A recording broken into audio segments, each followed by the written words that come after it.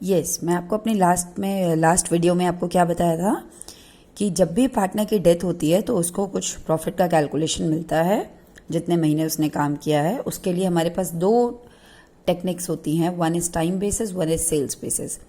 Time basis में हम ये अनुमान लगा लेते हैं जैसे कि कुछ टाइम को बेस रखकर कि इस समय में जितना हुआ था, मान लीजिए इस साल भी उतना होगा, तो you will get to know क्योंकि हमने उसमें किसी टाइम के बारे में बात की होती है।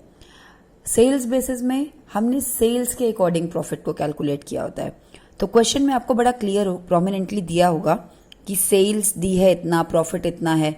तो whenever the amount of sale is given, you will get to know that it is a question of sales basis, otherwise it is a question of time basis. तो अब हम इसका एक क्वेश्चन करते हैं, ठीक है। सबसे पहले आपको एक चीज और सीखनी है, एक बात और ध्यान में रखनी है। आपने जो भी प्रॉफिट कैलकुलेट किया, आपने जो भी प्रॉफिट उसका कैलकुलेट किया, अब मेन है उसकी जर्नल एंट्री क्या बनेगी। दो पार्ट्स में बता रही हूं आपको। सबसे पहला कैलकुलेशन ऑफ प्रॉफिट के क्वेश्चंस अभी हम करेंगे, इसके बाद मैं आपको बात बता रही हूं। सबसे पहला आपने क्या किया, डिसीज पार्टनर का प्रॉफिट निकाल लिया, उसके लिए जर्नल एंट्री बनानी है। जर्नल एंट्री बनाते वक्त आपको ध्यान किस बात का रखना है, अगर रिमेनिंग पार्टनर्स, जितने भी रिमेनिंग पार्टनर्स हैं जो डेथ के बाद बच गए हैं, उन रिमेनिंग पार्टनर्स ने अगर अपना प्रॉफिट शेयरिंग रेशियो चेंज नहीं किया, there is no change after the death of the partner, उन्होंने अपना रेशियो चेंज नहीं किया, इन दैट केस एंट्री क्या बनेगी, P&L suspense account debit to deceased partner. ये किस बात की एंट्री बन रही है, डिसीज पार्टनर को प्रॉफिट में शेयर देने की, जो उसका प्रॉफिट का हिस्सा था आप उसको देंगे, तो एंट्री क्या बनाएंगे, P&L suspense account debit to deceased partner, ठीक है।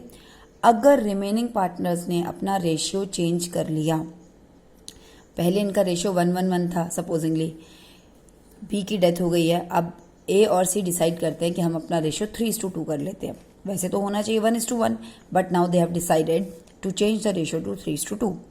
अब अगर रेशियो चेंज हो जाएगा, इन दैट केस आप एंट्री क्या बनाएंगे, gaining partner debit to deceased partner. जो पार्टनर गेन कर रहे हैं उनको डेबिट कर देना और डिसीज पार्टनर को क्रेडिट कर देना।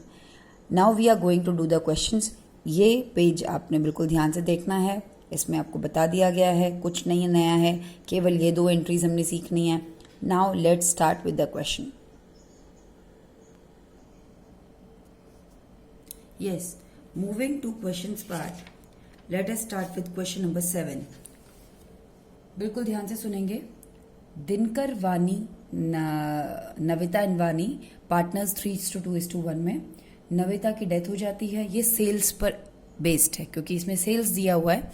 पहले मैं आपको सारे टाइम बेसिस कंप्लीट करवाऊंगी, फिर आपको सेल्स। तो इसको छोड़ के पहले मैं 8th क्वेश्चन पर आती हूँ। कुमार, वर्मा, नरेश 3 पार्टनर्स थे, उनका रेशियो 3:2:2 था। 23 जनवरी 2015 को वर्मा की डेथ हो जाती है और उनका क्वेश्चन में आपको डिराइव करने की जरूरत नहीं, उन्होंने खुद ही निकाल के दिया है कि 1 अप्रैल से लेके 23 जनवरी जितने दिन उन्होंने काम किया है, ध्यान से पढ़ना है इसको, उसमें साफ साफ लिखा है Verma share of profit till the date of death. साफ साफ लिखा हुआ है कि जब तक उनकी डेथ हुई थी उन्होंने इस साल फर्म के लिए जो भी काम किया उसमें उनका हिस्सा 2350 है। मैंने अभी अभी आपको पीछे बताया था कौन सी एंट्री पास करते हैं अगर रेशियो चेंज ना हो रिमेनिंग पार्टनर्स की, P&L suspense account debit to deceased. कौन डिसीज्ड है, वर्मास कैपिटल अकाउंट 2350। क्लियर हो गई है। अब बात करते हैं क्वेश्चन नंबर 8 की। क्वेश्चन नंबर 9 की, ABC 3 पार्टनर्स हैं, 3:1 उनका रेशियो है।